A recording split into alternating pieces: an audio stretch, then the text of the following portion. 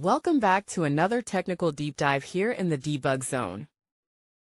Today we're tackling a big question and breaking it down with insights from other users.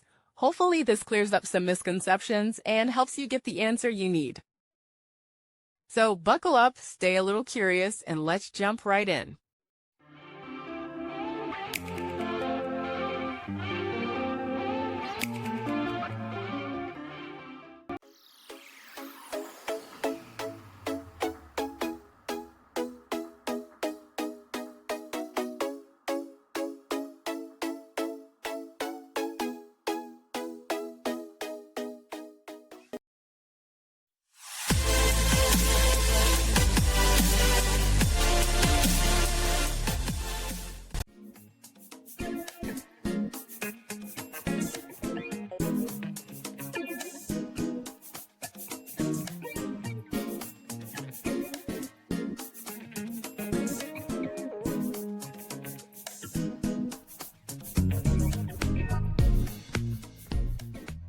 And that's a wrap.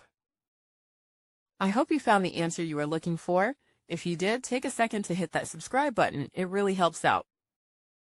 And let me know in the comments which solution worked best for you. See you next time in the debug zone.